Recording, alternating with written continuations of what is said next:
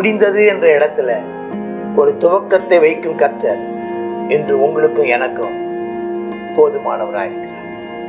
இன்றைக்கு முடிந்தது என்று சொல்லுகிறாயா? இனி எனக்கு ஒரு வாய்ப்பே இல்லை என்று சொல்லுகிறீர்களா? இனி யூதாவிட ஒரு ராஜ்யா இல்லை என்று சொல்லுகிற ஒரு காலகட்டமா? ஆமென். ராஜ்யபாரத்துக்கு வர வேண்டிய அத்தனை பேரும் சங்கரிக்கப்பட்டார்களா? இல்லாமல் போனார்களா? இனி உனக்கு அடுத்து ஆமென் செயல்பட வேண்டியதற்கு ஒருவரும் இல்லையா?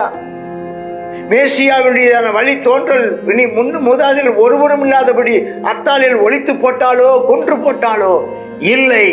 தேவனுடைய கரம் ஒருவரை பாதுகாத்தது. அவன் பெயர் ஆமென் ஸ்தோத்திரம் அந்த யோவாஸ். அன்னைக்கு அந்த பாதுகாத்த மகிமை துதிகன வல்லமை இயேசுவுக்கு சொந்தமல்லவா? ஆவியின் வல்லமை கிருபை மேல் கிருபை தருகின்ற தேவன் அல்லவா? ரட்சண்ய மகிமை துதிகன வல்லமை இயேசுவுக்கு சொந்தமல்லவா?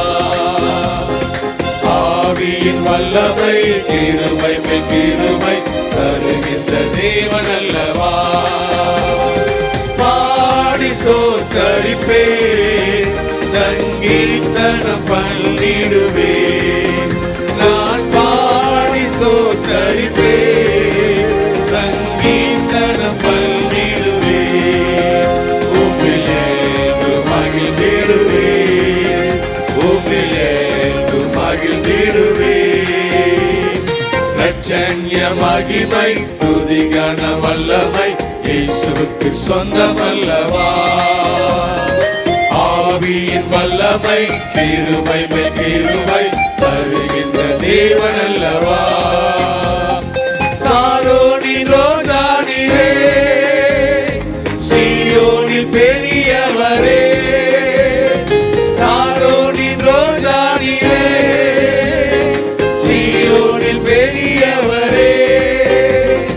சாத்தானை ஜெயிக்க சத்துவம் அளிப்பீர், பாடுவேன் அல்லேலூயா. சாத்தானை ஜெயிக்க சத்துவம் அளிப்பீர், பாடுவேன் அல்லேலூயா. பாடி ஸ்தோத்தரிப்பேன், சங்கீர்த்தனம் பண்ணிடுவேன். நான் பாடி ஸ்தோத்தரிப்பேன், சங்கீர்த்தனம் பண்ணிடுவேன். உம்மிலே மகிழ்ந்திடுவேன், உம்மிலே மகிழ்ந்திடுவேன். கர்த்தருடைய பரிசுத்த நாமத்திற்கு மகிமை உண்டாவதாக. 2 நாளாகமம் 22:1 22ஆம் அதிகாரம். எருசலேமின் குடிகள் அவன் இளையகுமாரனாகிய அகசியாவை அவன் ஸ்தானத்தில் ராஜாவாக்குறான். அகசியாங்கிறவன ராஜாவாக்குறாங்க. அரபியருடைய கூட வந்து பாலைமரண தண்டில் இருந்தவர்கள் மூத்த குமார் எல்லாம் கொன்று போட்டாங்க. இவன் அகசியா என்னும் யூதாவின் ராஜா யோராமின் குமாரன் அரசாள்றான். அகசியா ராஜாவாகிற போது 22 வயசு. 1 வருஷம்தான் அரசாண்டு இருக்கிறான். ஒம்ரியின் குமார்த்தி அவன் தாயின் பெயர் அத்தாலியா. ஒம்ரி யாரு? அவன் தாயின் பெயர் அத்தாலி. ஏசபேருடைய தான அப்பா, ஏசபேருடைய மகன். அது குறித்து இன்னொரு நேரம் அந்த ஒம்ரியை குறித்து விவரங்களை சொல்றேன். அவன் ஆகாப் குடும்பத்தாரின் வழிகளில் நடந்தான். துன்மார்க்கமா நடக்க அவனுடைய தாய் அவனுக்கு ஆலோசனைக்காரியா இருந்தார். அப்ப அவனுடைய தாய் அவனுக்கு ஆலோசனைக்காரியா இருந்தார். யார் யாரு ஆலோசனைக்காரியா இருந்தார்? ஒரு தீர்க்கதரிசி ஆலோசனைக்காரனாக இருந்த காலங்கள் ஆசீர்வாதமா இருந்துச்சு. ஒரு ஆசாரின் ஆமென் ஸ்தோத்திரம் ஆலோசனைக்காரராக இருந்த போது ஆமா அது ஒரு ஆசீர்வாதமா இருந்துச்சு. இப்போதோ ஆமென் விக்கிரக ஆராதனையும் பாகால் வணக்கத்தையும் ஆமென் பின்பற்றுகிற ஒரு அந்நிய ஸ்திரீ அவனுக்கு ஆலோசனைக்காரர். அவன் ஆகாப்பின் குடும்பத்தாரை போல கர்த்தரின் பார்வைக்கு பொல்லாப்பானது செய்தான். அவன் தகப்பன் செத்து போன பிற்பாடு அவள் அவனுக்கு கேடாக அவனுடைய ஆலோசனைக்காரராக இருக்கிறான். அவருடைய ஆலோசனைக்கு உட்பட்டவனாய் அவன் இஸ்ரவேலின் ராஜாவை யோராம் என்னும் ஆகாபின் குமாரனோடு கூட கீலேயாத்துள்ள ராமோத்திற்கு சீரியாவின் ராஜாவை ஆசைகளுக்கு விரோதமாக யுத்தம் பண்ண போறான். யாரு இவன்? யாருக்கு வருமா? இஸ்ரவேலின் ராஜாவை யோராமுக்கோடு கூட யோராமிகன் ஆகாபோடு ஆகாபுடைய குமாரனோடு யுத்தம் பண்ண போறான். ஆசைகளுக்கு விரோதமாக சீரியா ராஜாவுக்கு விரோதம். அப்படி போகும்போது சீரியா ராஜாவோட ஆசைகளோடு யுத்தம் பண்ணும்போது அவள் ராமாவிலே வெட்டின காயங்களை இஸ்ரவேலை ஆட்சிக்குள்ள அவன் திரும்பினான். அப்போது ஆகாபின் குமாரனாய் யோராம் வியாதியா இருக்கிறான். அப்ப யூதாவின் ராஜாவாகி யோராமின் குமாரன் அகசியா அவனை போய் நலம் விசாரிக்க போறான். யாரு எங்க போறான்? இந்த வசனம்லாம் குழப்பிக்காதீங்க. யோராம்னு அங்க ஒரு யோராம் இங்க ஒரு யோராமின் மகன், யூதா ராஜாவாகிய யோராமின் மகன் அகசியா. அங்க யாரு? ஆகாபின் மகன் யோராம், இஸ்ரவேலின் ராஜா. அந்த யோராம் ராஜாவும் அகசியா ராஜாவும் அவங்க 2 பேரும் சம்பந்தம் கலந்ததுனால ஆமா அதன் விஷயமாக அத்தாலியாளுடைய சொந்தக்காரங்கிற முறையில அவங்க சகோதரர் என்ற முறையில போய் விசாரிக்கிறதுக்கு போறான். அகசியா யோராம் இடத்துக்கு வந்தது தேவனால் உண்டான கேடாக லபித்தது. சில நேரங்களில் உன் வாழ்க்கையில நீ சிலரை விசாரிக்க போவதும் உன்னுடைய எல்லையை விட்டு வேற எல்லைக்கு போவதை குறித்து ரொம்ப எச்சரிக்கையாயிருங்கள். உன்னுடைய கர்த்தர் உனக்கு வைத்திருக்கிற எல்லையை விட்டு வேற எல்லைக்கு போகும்போது மிகுந்த எச்சரிக்கையாயிருங்கள். தேவ சித்தமில்லாத காரியத்தை செய்து விடாதபடிக்கு கர்த்தர் உங்களை பாதுகாப்பாராக. போன போது என்ன நடந்தது? யோராமோடு கர்த்தர் ஆகாபின் குடும்பத்தாரை சங்கரிக்க அபிஷேகம் பண்ணி வச்சு நிம்சி குமார எகு வெளியே வாரான். எகு வாரான் நேர. அந்த எகு என்ன செய்யறான்? அவன் அகசியாவின் சகோதரன் குமாரனை கண்டு அவளை கொன்று போட்டான். அவன் அகசியாவை தேடுறான். சமாரியால் ஒழித்து கொண்டு அவனையும் பிடிச்சு எகுனத்துக்கு கொன்று போட்டாங்க. அவனையும் கொன்று போட்டு இவன் தன் முழு இருதயத்தோடு கர்த்தரை தேடின யோசபாத்தினுடைய குமாரன் என்று சொல்லி அவனை அடக்கம் பண்ணானான்.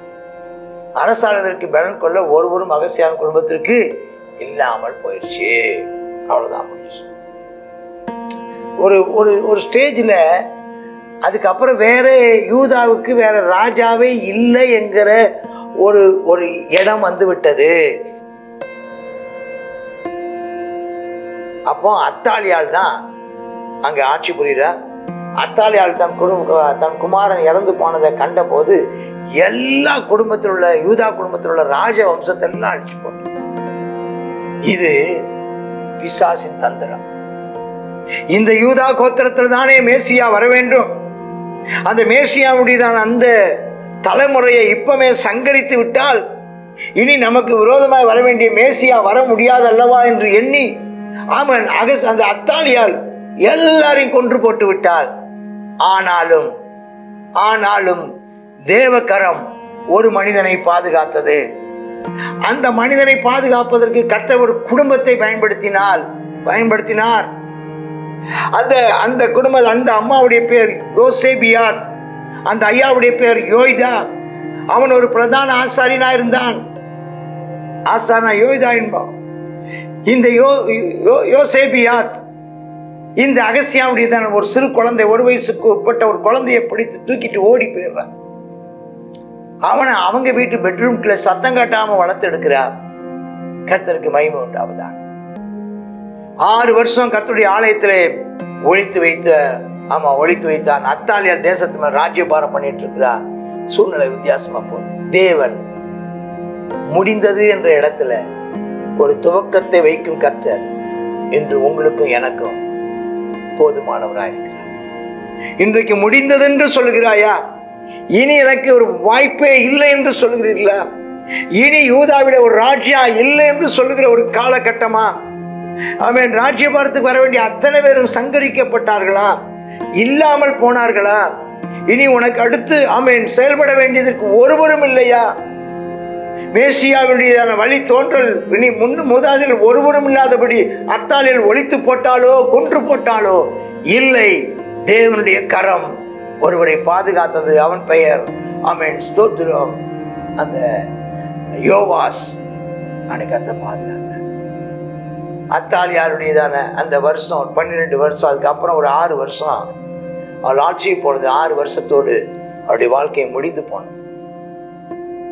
எப்படி நடந்ததுங்கிறதை குறித்தும் யோவாசுடைய வாழ்க்கையின் ஆரம்ப காலகட்டத்தை குறித்தும் அவனுடைய வாழ்க்கை வரலாறுலேருந்து நிறைய விஷயங்கள் கற்றுக்கொள்ள வேண்டியது இருக்குது.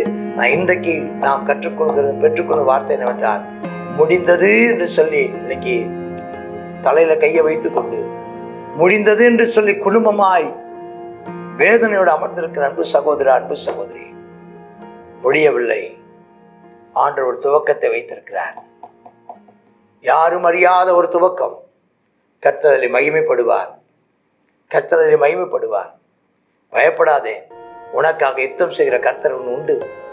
உனக்காக பரிந்து பேசும் கர்த்தர் ஒருவர் உண்டு. உனக்காக யாவையும் செய்து முடிக்கிற கர்த்தர் ஒருவர் உண்டு. அவர் பாதுகாத்து யோவாசை பாதுகாத்தார். பாதுகாப்பதற்கென்று ஒரு தீர்க்கதரிசியின் குடும்பத்தை, ஒரு ஆசாரியனின் குடும்பத்தை கர்த்தர் ஏற்படுத்தி வைத்திருந்தாரே. உன் குடும்பத்தையும் கர்த்தர் பாதுகாக்கும்படி வைத்திருக்கிறார். உனக்கு ஒரு நிச்சயமாகவே உனக்கு ஒரு எதிர்காலம் உண்டு. உன் நம்பிக்கை வீண் போகாது. கர்த்தர் இதோ யோவாஸ் என்ற குழந்தையை கர்த்தர் பாதுகாத்திருக்கிறார். அந்த குழந்தையின் மேல் கர்த்தருடையதான சித்தம் உண்டு.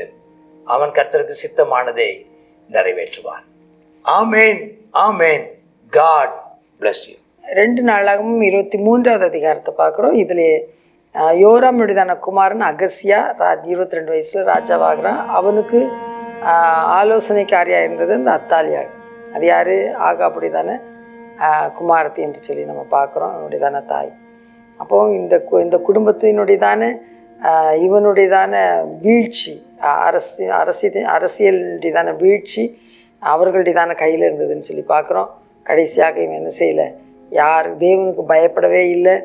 ஆகையினால இவன் என்ன செய்தான்? அது மாத்திரம் இல்லை, என்ன செய்தான்? இந்த நிம்சி இவர்களுக்கு விரோதமாக, நிம்சின் குமாரனாகிய யெகூவை கர்த்தர் என்ன செய்திருந்தார்? இஸ்ரேல் ஜனங்களுக்கு விரோதமாக, அந்த ஆகாப் குடும்பத்துக்கு விரோதமாக எழும்ப கர்த்தர் அனுப்பினதுனால, அந்த குடும்பத்தோடு இவன் சார்ந்திருந்ததுனால இந்த அகசியாவும் கொல்லப்பட்டான்னு சொல்லி பார்க்குறோம். அதற்கு பின்பதாக அரசாளத்தக்கதான ஒரு குமாரன் உடனே இவனுடையதான அடுத்த ஸ்தானத்துக்கு இவன் செத்த உடனே இவனுக்கு அடுத்த ஸ்தானத்துக்கு ஆள் இல்லாதனால இந்த அத்தாலியால் என்ன செய்தா? அவன் எல்லாத்தையும் ராஜ குடும்பத்தார் எல்லாத்தையும் கொன்று போட்டு தான் ராணியானதை பார்க்குறோம். எவ்வளோ நிர்பந்தமான ஒரு சூழ்நிலை ஏற்பட்டது. இந்த நாளில் நம்ம தேவனை தேடுவோம். தேவனை தேடலன்னு சொன்னால் அவன் நமக்கு விடியற் காலத்து வெளிச்சம் இல்லை, நமக்கு ஒரு ஆசீர்வாதம் இல்லை. இன்னைக்கு தேவனை தேட நம்ம ஒருமுகப்படுத்துவோமா? கர்த்தாவே ஸ்தோத்திரம் ஆண்டவரே, இந்த வெளியிலும் இப்படிதான திருச்சமூகத்தில் வருகிறோம். இந்த அகசியாவுடையதான வாழ்க்கையில் அப்பா அந்த யோவாப் குடும்பம் நுழைஞ்சதுனால கர்த்தா அந்த எசப்பா ஸ்தோத்திரம் ஆகாப் குடும்பம் நுழைஞ்சதுனால வந்ததான வினையை நாங்கள் பார்க்குறோமா ஆண்டவரே. கர்த்தாவே ஸ்தோத்திரம் அப்பா, இப்படிப்பட்டதான ஒரு பெரிய ஆமேனப்பா அழிவை நாங்கள் இந்த இடத்துல பார்க்குறோம். எல்லாரும் கர்த்தாவே அப்பா ஸ்தோத்திரம் அழிந்து போனதை நாங்கள் இந்த இடத்துல உணர்கிறோமே ஆண்டவரே. கர்த்தாவே அப்பா அத்தாலியாலும் ராஜ குடும்பத்தெல்லாம் கொன்று போட்டாள். ஆமேனப்பா அந்த நிம்சியின் குமாரன் ஆமேனப்பா ஸ்தோத்திரப்பா அவனும் எழும்பி எல்லாத்தையும் கர்த்தாவே சங்கரித்து போட்டான்னு சொல்லி பார்க்குறோமே. ஆகாபுடைய குடும்பத்தில் கர்த்தாவே அந்த அழிவோடு சேர்ந்து அப்பா அந்த அகசியாவும் சாக வேண்டியது சூழ்நிலை ஆயிடுச்சுப்பா. இசப்பா நாங்கள் துன்மார்க்கனுக்கு துணை போகாமல், துன்மார்க்கரோடு நாங்கள் கர்த்தாவே தோழமை பண்ணாமல், நாங்கள் துன்மார்க்கரோடு ஐக்கியம் வைக்காமல் ஜாக்கிரதையாக இருக்க உதவி செய்யுங்கப்பா. கர்த்தாவே ஸ்தோத்திரம் ஆண்டவரே. ஆமேனப்பா ஒரு விஷயத்தில் நாங்கள் இடம் கொடுத்தோமானால், ஆமாப்பா அந்த பிசாசு கர்த்தாவே சாத்தானுக்கு இடம் கொடாதுங்கன்னு சொல்லப்பட்டிருக்கு ஆண்டவரே. பிசாசுக்கு எதிர்த்து நில்லுங்கள், அப்படிதான் அவங்களை விட்டு ஓடி போவான்னு சொல்லப்பட்டிருக்கு ராஜா. கர்த்தாவே ஸ்தோத்திரம் ஆண்டவரே. தேவனை அறியாத அந்நிய அப்பா ஜாதியார் அப்பா தேவனை ஆண்டவரே அப்பா உண்மை சேவியாமல் கர்த்தாவே அப்பா விக்கிரகங்களை சேவிக்கிற ஜனங்களோடு எந்த விதத்திலும் கர்த்தாவே நாங்கள் அப்பா ஸ்தோத்திர சம்பந்தம் கொள்ளாதபடிக்கு ஜாக்கிரதையாக இருக்கிறது வச்சு எங்களுடைய குடும்பத்தை நாங்கள் குடும்பத்தின் ஆசீர்வாதத்தை கெடுத்து போடாதபடிக்கு, பிள்ளைகளுடைய எதிர்காலங்களை தடுத்து போடாதபடிக்கு கர்த்தாவே ஜாக்கிரதையாக இருக்க உடைய பிள்ளைகளுக்கு நீர் அனுக்கிரகம் செய்தரல வேண்டுமாய் ஜெபிக்கிறோம். இயேசுவின் நாமத்தில் ஜெபிக்கிறோம் எங்கள் நல்ல பிதாவே. ஆமென், ஆமென்.